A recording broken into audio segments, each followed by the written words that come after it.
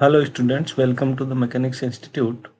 आज की इस क्लास में हम क्लास 12th के बोर्ड बेस्ड क्वेश्चन डिस्कस करने वाले हैं जो बेसिकली आरबीएससी और सीबीएसई बोर्ड पर बेस्ड हैं।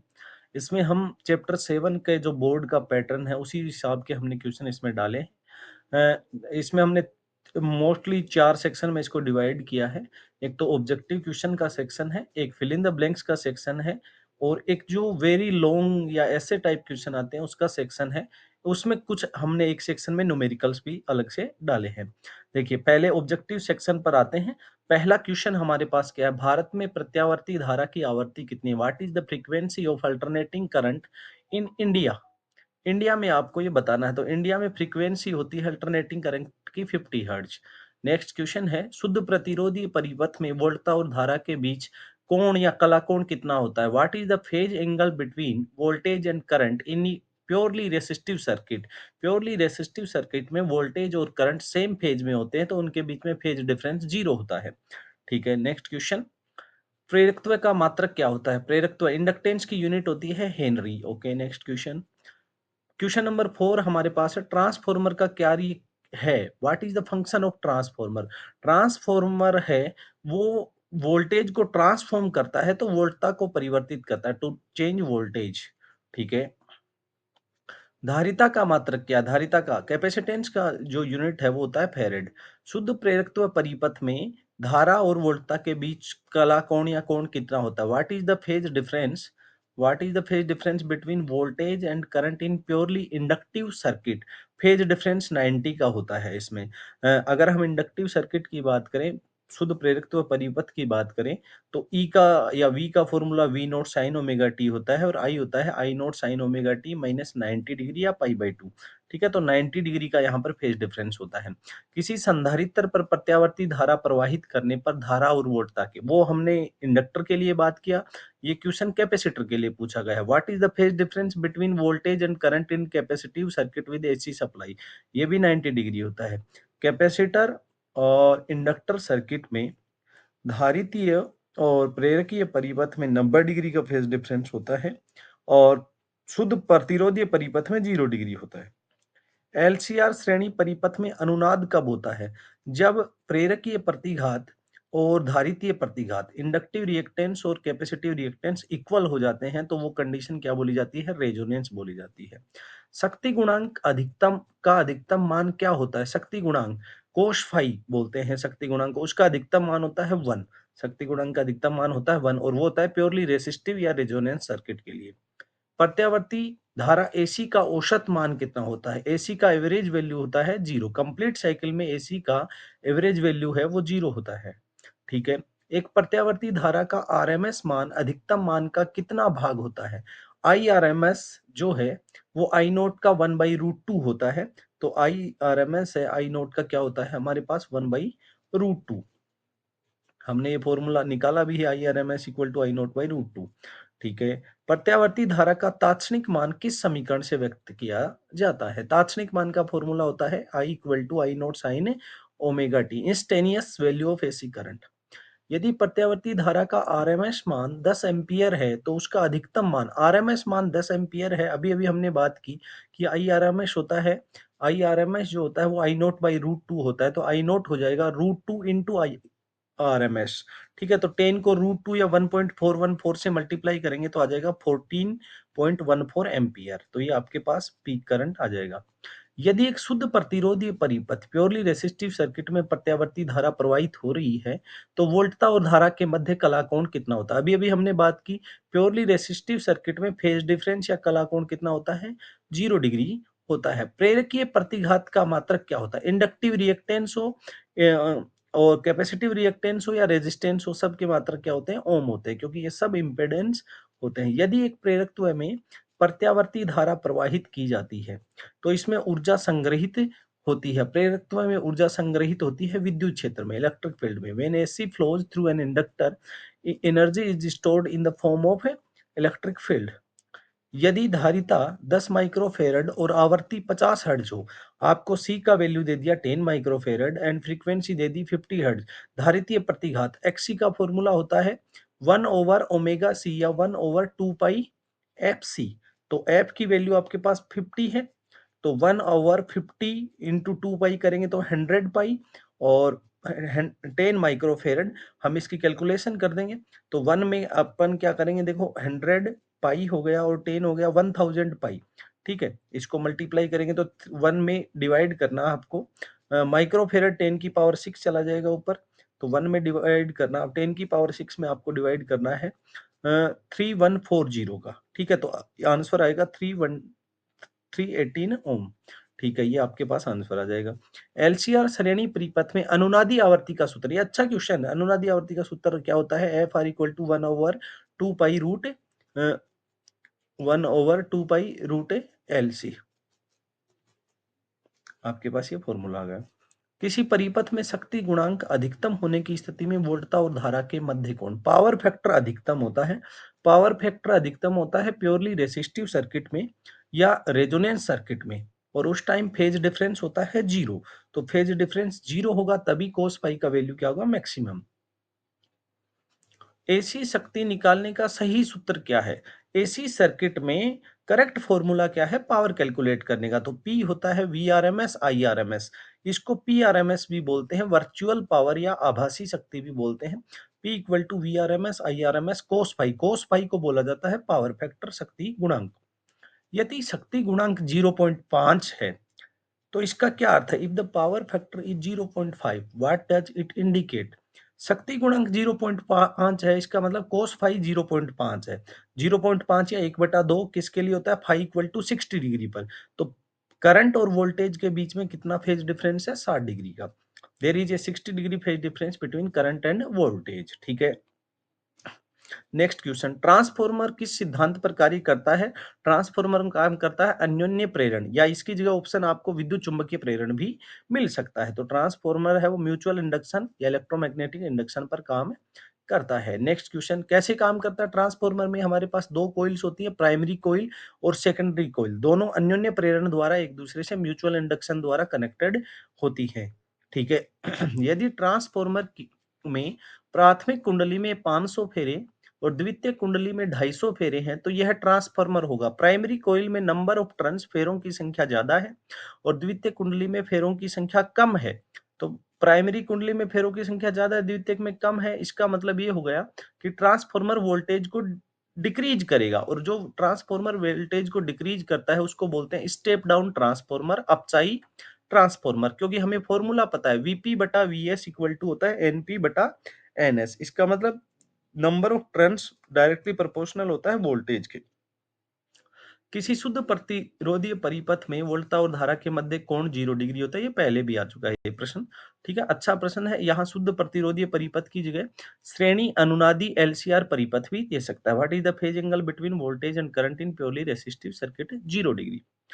हमें क्या दिया गया क्वेश्चन है, यदि 100 ओम प्रतिरोध, आर का वैल्यू आपको 100 ओम दे दिया, के माध्यम से 10 एम्पियर की एसी धारा प्रवाहित हो रही है, प्योरली रेसिस्टिव सर्किट है, शुद्ध प्रतिरोध ये है, इसका मतलब करंट दे दिया आपको, रेजिस्टेंस आपको दे दिया, और आपको वोल्टता पूछिए। अपने को पता है V इक्वल टू क्या हो जाएगा इस कंडीशन में, I इंटू जेड, और जेड की जगह यहाँ कौन है? R।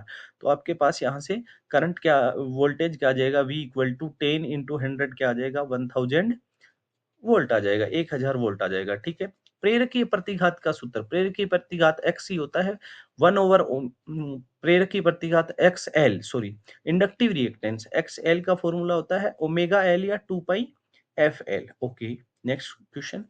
हाँ, इसी फॉर्मूले से बेस्ट एक छोटा न्यूमेरिकल आपको ये दे दिया गया। यदि प्रेरकत्व 0.5 हर्ट्ज है, 0.5 हेनरी है, तो एल का वैल्यू 0.5 दे दिया, फ्रीक्वेंसी आपको 50 हर्ट्ज दे दी, प्रेरकीय प्रतिघात इंडक्टिव रिएक्टेंस का वैल्यू आपको पूछा है, तो फॉर्मूला क्या होगा? 2 पाई एफ। तो 2 पाई एफ हो गया 100 पाई इंटू 0.5। ठीक है, तो 100 पाई को हम क्या लिखेंगे? 314, 314 को 0.5 से मल्टीप्लाई करेंगे तो आ जाएगा 157 ओम।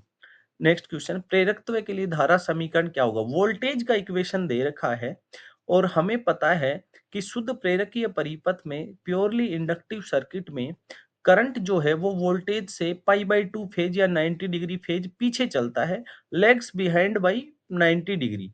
Then I equal to I naught sine omega T minus 90। धारितीय परिपथ के लिए प्रतिघात का सूत्र XC का फॉर्मूला होता है 1/2πfc या 1/ओमेगा c। एक संधारित्र में प्रत्यावर्ती धारा प्रवाहित करने पर ऊर्जा संग्रहित होती है। संधारित्र में प्रत्यावर्ती धारा प्रवाहित करते हैं तो ऊर्जा संग्रहित होती है विद्युत क्षेत्र के रूप में। Okay, next question. यदि धारिता 5 माइक्रोफेरड और वोल्टता V equal to V naught sine omega T है, धारिता दे रखी है, इसका मतलब प्योरली कैपेसिटिव सर्किट है, शुद्ध ये धारितीय परिपथ है, ठीक है। और V का वैल्यू आपको दे रखा है, अपने को पता है शुद्ध धारितीय परिपथ में तो जो आपके पास I का फॉर्मूला होता है वो V naught sine omega T है, इसकी फेज ओमेगा टी है, तो करंट की फेज हो जाएगी ओमेगा टी प्लस 90, तो हो जाएगा I naught sine omega T plus 90। अब यहाँ V नॉट तो है हमारे पास, I नॉट क्या होगा, I नॉट होगा V नॉट अपॉन XC, तो V नॉट की वैल्यू एज इट इज, ठीक है। तो I नॉट की वैल्यू हम यहाँ पर, V नॉट की वैल्यू हमें दे नहीं रखी है तो हम I नॉट की वैल्यू यहाँ, तो यहाँ क्या हो जाएगा formula I equal to I naught sine omega T plus 90, ये I नॉट है, ठीक है, तो I नॉट हो जाएगा। संधारित्र का व्यवहार डीसी परिपथ में कैसा होता है? संधारित्र या कैपेसिटर जो है वो डीसी करंट को प्योरली रेसिस्टिव करता है, उसको रोकता है, उच्च प्रतिरोध प्रदान करता है, ठीक है, पूर्णतः रोक लेता है, संधारित्र उसको जाने नहीं देता है, कंप्लीटली रेसिस्टिव होता है, ठीक है। Next question. यदि एक धारिता 1 माइक्रोफेरड और प्रेरकत्व 1H है, C दे दिया और L दे दिया, हमें अनुनादी आवृत्ति का फॉर्मूला है 1/2 पाई रूट LC, तो 1 और 1 10 की पावर -6, तो ये हो गया 10 की पावर -3, ऊपर चला जाएगा 10 की पावर 3 में 2 पाई का डिवाइड करेंगे, 1000 में अपन भाग देंगे 2 पाई का, तो 6.28 का डिवाइड करेंगे तो अपने पास आंसर अप्रोक्सीमेट आएगा 159 हर्ट्ज। Okay, next question. एक श्रेणी एलसीआर परिपथ में कुल प्रतिबाधा का सूत्र क्या होता है? कुल प्रतिबाधा का सूत्र ये है हमारे पास, Z equal to root R square plus XL minus XC का whole square. Okay, next question. यदि प्रेरकीय प्रतिघात एक्सएल और धारितीय प्रतिघात एक्सएल और एक्ससी इक्वल दे रखे हैं आपको, और एलसीआर परिपथ में ये तभी होता है जब परिपथ कौन सी सर्किट में होता है? रेजोनेंस में होता है, अनुनाद अवस्था में होता है। परिपथ किस में होगा? अनुनाद अवस्था में होगा। Next question.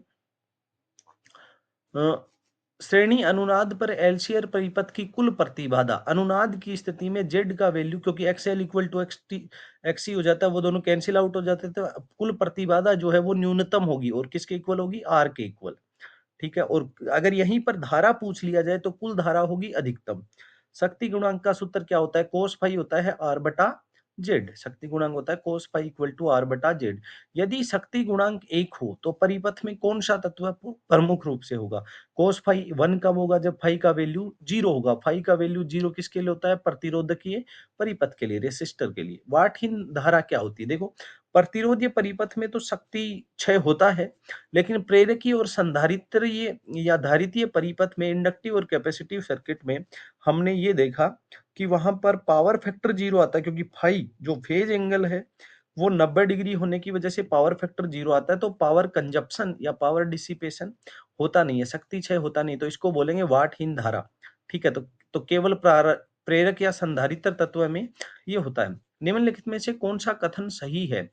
वाटहीन धारा शक्ति प्रदान नहीं करती है, बिल्कुल नहीं करती। वाटहीन केवल प्रतिरोधी परिपथ में, वाटहीन तो प्रतिरोधी में नहीं होती, वाटहीन तो प्रेरकीय और किस में होती है? धारितीय परिपथ में होती है, ठीक है। Next question. यदि ट्रांसफॉर्मर की कुंडली में प्राथमिक वोल्टता आपको दे दी, द्वितीयक वोल्टता आपको दे दी, फेरों की संख्या का अनुपात अपने को पता है, एनपी बटा एनएस होता है वीपी बटा वीएस, तो वीपी है 220, वीएस है 44, तो 5:1, आंसर हो जाएगा 5:1, 5:1। एलसीआर परिपथ में एक्सएल ग्रेटर देन एक्ससी हो तो परिपथ का व्यवहार है, एक्सएल डोमिनेट कर रहा है तो परिपथ कौन सा हो जाएगा? इंडक्टिव। ज्यादा प्रभावी कौन है? इंडक्टिव सर्किट है, तो परिपथ इंडक्टिव हो जाएगा। यदि एलसीआर अब डोमिनेट कर रहा है एक्ससी, एक्सएल लेस देन एक्ससी कर दिया, तो अब परिपथ कौन सा हो जाएगा? धारितीय, कैपेसिटिव। एक श्रेणी एलसीआर परिपथ में धारा और वोल्टता के बीच कलांतर थीटा क्या दर्शाता है? कलांतर से हम क्या दर्शा सकते हैं? कलांतर से शक्ति गुणांक ज्ञात कर सकते हैं, फाई के वैल्यू से कोस फाई कैलकुलेट करते हैं। एक श्रेणी एलसीआर परिपथ में अनुनाद की स्थिति पर वोल्टता और धारा में कलांतर कितना होता है? अनुनाद की स्थिति में समान कला में होते हैं क्योंकि शुद्ध प्रतिरोधीय परिपथ की तरह व्यवहार करता है, तो रेजोनेंस की कंडीशन में कलांतर कितना होता है? 0। किसी परिपथ के लिए अनुनाद आवृत्ति बढ़ाने के लिए अपने को F का फॉर्मूला पता है, F R इक्वल टू होता है 1/2 पाई रूट एल सी। इसका मतलब L और C दोनों को डिक्रीज करेंगे, दोनों को घटाएंगे तो फ्रीक्वेंसी है वो बढ़ेगी। तो प्रेरकत्व और धारिता दोनों घटाएंगे तो हमारे पास क्या हो जाएगा? अनुनादी आवृत्ति बढ़ेगी। शुद्ध प्रतिरोधी परिपथ के लिए शक्ति गुणांक फाई 0 है तो शक्ति गुणांक हो जाएगा अधिकतम या 1। वाट इन धारा का मात्रक धारा है तो मात्रक होगा एम्पियर। ट्रांसफार्मर में हानि को कम करने के लिए कोर किस पदार्थ का बना होता है? लेमिनेटेड कोर बनाते हैं, पटली कोर बनाते हैं और वो भी स्टील का, सिलिकॉन स्टील का, इस्पात का हम कोर बनाते हैं। ट्रांसफार्मर की दक्षता का मानक श्रेणी क्या होता है? देखिए ट्रांसफार्मर की दक्षता अप्रोक्सीमेट 95 टू 99% होती है। जो हमारे प्रैक्टिकल ट्रांसफार्मर है उसकी। ट्रांसफार्मर की कोर में भंवर धारा, हमने देखा कि ट्रांसफार्मर में कुछ ऊर्जा की हानि है इसलिए उसकी एफिशिएंसी कम है। उस एफिशिएंसी या ऊर्जा हानि को में एक हानि है भंवर धारा हानि, उसको कम करने के लिए क्या किया जाता है? उसको कम करने के लिए हम सिलिकॉन स्टील का पतली रॉड बनाते हैं, पतली चादरें उपयोग में लेते हैं, लेमिनेट सिलिकॉन स्टील की शीट्स यूज में लेते हैं। ट्रांसफार्मर में ऊर्जा हानि कम करने के लिए सिलिकॉन स्टील का ही उपयोग क्यों किया जाता है? क्योंकि सिलिकॉन स्टील की जो चुंबकीय पारगम्यता है वो ज्यादा होती है, तो it has a higher magnetic permeability. हाँ, ऑप्शन क्या? फिल इन द ब्लैंक्स में हम आते हैं। भारत में प्रत्यावर्ती धारा, ये हमने ऑब्जेक्टिव में भी डाला, ये फिल इन द ब्लैंक्स में भी क्वेश्चन पूछ सकता है। तो यहाँ आंसर कौन आएगा? 50। पूर्ण चक्र के लिए प्रत्यावर्ती धारा का औसत मान होता है 0। The average value of alternating current for a complete cycle is 0। प्रतिरोधी परिपथ में धारा और वोल्टता के बीच कलांतर 0 होता है। In resistive circuit the phase difference between current and voltage is 0। प्रेरकीय परिपथ में धारा वोल्टता से पीछे होती है। किससे पीछे रहती है? धारा पीछे रहती है और वोल्टता आगे रहती है। In an inductive circuit current lags behind by voltage. और यहाँ पर ये भी पूछ सकता है कितना पीछे रहती है। यहाँ अगर ये दे देता धारा वोल्टता से फिल इन द ब्लैंक्स पीछे रहती है तो 90 डिग्री कोण पीछे रहती है, वो हम बताएंगे यहाँ पर। संधारित्रीय परिपथ या धारितीय परिपथ में धारा वोल्टता से आगे होती है। Current Leeds voltage. ठीक है। परिपथ में कुल प्रतिबाधा को जेड का फॉर्मूला है root of R square plus XL minus XC का स्क्वायर। ये हमने ऑब्जेक्टिव में क्वेश्चन पूछा। शक्ति गुणांक का मान हमेशा एक से कम या बराबर हो सकता है। ज्यादा से ज्यादा शक्ति गुणांक एक हो सकता है और उससे कम भी हो सकता है। प्रत्यावर्ती धारा का आरएमएस मान गणना करने का सूत्र, प्रत्यावर्ती धारा का जो आरएमएस मान है I R M S equal to होता है आई नोट बाई रूट 2। वाटहीन धारा का कारण न्यूनतम शक्ति गुणांक या शून्य शक्ति गुणांक है, क्योंकि हमारे पास शक्ति गुणांक कोस फाई 0 होने का मतलब ये है कि जो पावर है वो क्षय 0 हो रहा है, डिसिपेशन है वो शक्ति का वो 0 हो रहा है। ठीक है। तो वो शक्ति गुणांक 0 किसके लिए होता है? शुद्ध धारितीय परिपथ और शुद्ध प्रेरकीय परिपथ के लिए, और वहां उन्हीं के लिए वोल्टहीन धारा परिभाषित होती है, उनकी हम डिफिनेशन देते हैं।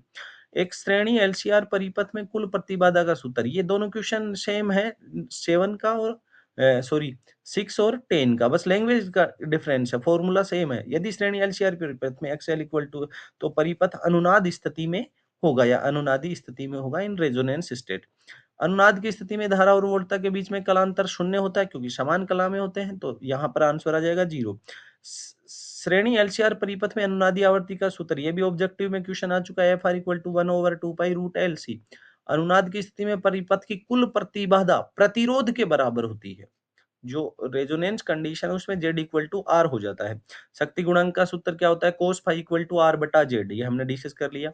एक आदर्श संधारित्री या शुद्ध धारितीय परिपथ का शक्ति गुणांक शून्य होता है, 0 होता है। क्यों? क्योंकि फाई का वैल्यू 90 डिग्री होता है, उससे 0। ट्रांसफॉर्मर अन्योन्य प्रेरण या विद्युत चुम्बकीय प्रेरण के सिद्धांत पर काम करता है। Transformer works on the principle of mutual induction और इलेक्ट्रोमैग्नेटिक इंडक्शन, तो आप म्यूचुअल इंडक्शन भी यहाँ पे लिख सकते हैं। ट्रांसफॉर्मर केवल एसी धारा पर कार्य करता है। ट्रांसफॉर्मर केवल प्रत्यावर्ती धारा पर कार्य करता है, अल्टरनेटिंग करंट। यदि ट्रांसफॉर्मर का आउटपुट वोल्टेज इनपुट से ज्यादा है आपकी निर्गम वोल्टता अगर निवेशी वोल्टता से अधिक है तो इस ट्रांसफार्मर को बोलते हैं ऊंचाई transformer, step up transformer. Output voltage of a transformer is greater than the input voltage, it is called as step up transformer. यदि ट्रांसफार्मर में आउटपुट वोल्टेज इनपुट वोल्टेज से कम है तो इसे अपचाई ट्रांसफार्मर बोलते हैं। वोल्टेज कम की, डिक्रीज की, तो उसको बोलेंगे अपचाई transformer. If the output voltage of a transformer is less than the input voltage, it is called a step down transformer. Transformer की कुल हानि, कोई भी दो हानियों का नाम लिख दो, जैसे भंवर धारा के कारण हानि हो गया, एक कॉपर लॉस होता है, कॉपर हानि, ताम्र हानि भी जिसको बोलते हैं, उसका योग होती है। कोई भी दो आप यहाँ पर ले सकते हो, जैसे शैथिल्य हानि भी हो जाएगा, कॉपर हानि हो जाएगा, ठीक है ना। वो कोई ट्रांसफार्मर में तांबे की हानि आई स्क्वायर आर के कारण होती है, आई स्क्वायर आर, यहाँ ताम्र हानि का फॉर्मूला हम लिख देंगे। भंवर धारा हानि को कम करने के लिए ट्रांसफार्मर की कोर को सिलिकॉन से पटलित स्टील से बनी होती है, या पटलित सिलिकॉन स्टील से बनी होती है। हम भंवर धारा को कम करने के लिए पटलित क्रोड भी लिख सकते हैं। कोर किससे बना होता है? स्टील से, ठीक है।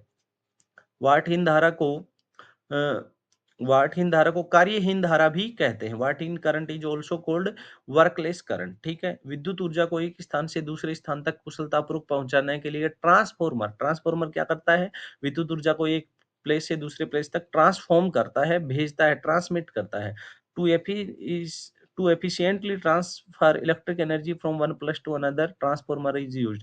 शक्ति गुणांक 1 है तो परिपथ में केवल प्रतिरोध मौजूद होता है, क्योंकि शक्ति गुणांक शुद्ध प्रतिरोधी का 1 होता है, क्योंकि जो कलांतर है भाई वो 0 होता है। If the power factor is 1, transformer का प्राथमिक उद्देश्य वोल्टता स्तर को बदलना या वोल्टता को बदलना है। स्तर भी बोल सकते हो, स्तर, वोल्टता स्तर का मतलब कभी उसको कम करना, कभी उसको ज्यादा। स्टेप अप बढ़ाता है, स्टेप डाउन कम करता है। शुद्ध प्रेरकीय परिपथ में शक्ति गुणांक का मान 0 होता है। प्रेरक में ए बी और धारित्य दोनों में ही 0 आंसर आएगा इसमें। Power factor of purely inductive, power factor और purely capacitive circuit is 0। Transformer में भंवर धारा हानि को कम करने के लिए कोर को पटलित किया जाता है, ठीक है। The core is laminated. अनुनाद की स्थिति में कुल प्रतिबाधा केवल प्रतिरोध के बराबर होती है, ये हमने पहले पढ़ी। प्रत्यावर्ती धारा के अधिकतम मान आई नोट और आई आर एम एस का जो रेशियो है, हमें पता है कि I naught root two I R M S आता है, तो आंसर आएगा यहाँ रूट टू या 1.414, सॉरी, हाँ 1.414 आंसर आ जाएगा। न्यूमेरिकल क्वेश्चंस हमने कुछ डाले हैं क्योंकि इस चैप्टर से न्यूमेरिकल जनरली पूछा जाता है। हमारे पास प्रत्यावर्ती वोल्टेज, एसी वोल्टेज हमें दिया है V equal to 220 sine 100 pi T voltage. तो यहाँ पर ये वी नोट का वैल्यू है 220 वोल्टेज। शिखर वोल्टेज पूछा तो वी नोट का वैल्यू हमारे पास कितना है? 220 वोल्टेज है, ठीक है। और यहाँ पर आरएमएस वोल्टेज है, वो क्या हो जाएगा? आरएमएस वोल्टेज जो है वो वी नोट का क्या होता है? रूट टू टाइम होता है। V R M S equal to V naught by root two, ठीक है। यहाँ पर या ऑप्शन ये दोनों गलत है। वी आर एम एस तो होगा आपका 311 वोल्ट, और ये हो जाएगा आपके पास वी नोट हो जाएगा यहाँ पर 220 वोल्ट, ओके। और फ्रीक्वेंसी आपको दे रखी है, देखो ओमेगा का वैल्यू 100 पाई है, तो एफ क्या हो जाएगा? Omega by 2 pi 50 hertz. क्योंकि हमारे पास फॉर्मेट क्या होता है? V equal to V naught sine omega T. तो वी नोट का वैल्यू 220 वोल्ट हो गया। वी आर एम एस क्या होता है? V naught by root two होता है। तो हमारे पास पीक वैल्यू में रूट टू का हम क्या करेंगे? डिवाइड कर देंगे। रूट टू का डिवाइड करेंगे तो हमारे पास वैल्यू आ जाएगा, जो भी वैल्यू हम कैलकुलेट करेंगे वो हमारे पास आ जाएगा। रूट टू का वैल्यू हम भाग देंगे, ठीक है। Next question. ट्रांसफार्मर की प्राथमिक वोल्टेज 220 वोल्ट है, प्राइमरी वोल्टेज वीपी है 220 वोल्टेज, सेकेंडरी वोल्टेज है 11,000 वोल्टेज, ठीक है। 11,000 वोल्ट। यदि प्राथमिक कुंडली में 500 टर्न है तो द्वितीय कुंडली में टर्न की संख्या, फॉर्मूला हो जाएगा वीपी बटा वीएस, या ये ले लो वीएस बटा वीपी। तो 11,000 में 220 का भाग देंगे तो कितना आ जाएगा? 220 का भाग देंगे तो हमारे पास आ जाएगा 500, ठीक है। 500 आ गया, इक्वल टू क्या होगा? एनएस बटा एनपी। एनएस हमें निकालना है, ठीक है, और एनपी हमें दे रखा है। तो ये देखो यहाँ पर क्या हो जाएगा? 11 केवी है, तो द्वितीयक वोल्टेज हो गई 11,000 बटा 220, और इधर से प्राथमिक वोल्टेज है वो वीपी है, तो वीएस वो इधर गुणा में आ जाएगा, तो 500 ये हो गया, 500 उधर से आएगा, तो आंसर हो गया 225,000। एनएस का वैल्यू आ जाएगा। एक 100% दक्षता वाले ट्रांसफार्मर की प्राथमिक कुंडली में 100% दक्षता दे दी। आइडियल ट्रांसफार्मर आपको दिया है, 200 टर्न है प्राथमिक, तो एनपी का वैल्यू 200, और एनएस का वैल्यू 4000 है, 4000 है। प्राथमिक धारा आईपी दे रखी है। यहाँ पर एक चीज ध्यान रखेंगे, एनएस बटा एनपी होता है वीएस बटा वीपी, बट होता है आईपी बटा आईएस, करंट के इनवर्सली प्रोपोर्शनल होता है। तो पहले हमें पूछा है द्वितीयक करंट, तो आईएस बटा आईपी क्या हो जाएगा, एनपी बटा एनएस। एनपी है आपके पास 200 और एनएस है 4000, तो 0.2 एम्पियर हमारे पास जो है वो करंट आ जाएगा। हम उससे कैलकुलेट और करंट से मल्टीप्लाई करके वो कैलकुलेट कर लेंगे तो हमारा आंसर आएगा। तो फॉर्मूला ध्यान रखें, एनपी बटा एनएस इक्वल टू होता है आईएस बटा आईपी। तो आईएस निकालना है तो एनपी बटा एनएस इंटू आईपी यहाँ गुणा में आ जाएगा। तो आपके पास एनपी है 200 बटा 4000, ठीक है, और इंटू 4 होगा तो आंसर आएगा 0.2 एम्पियर। Okay, next question.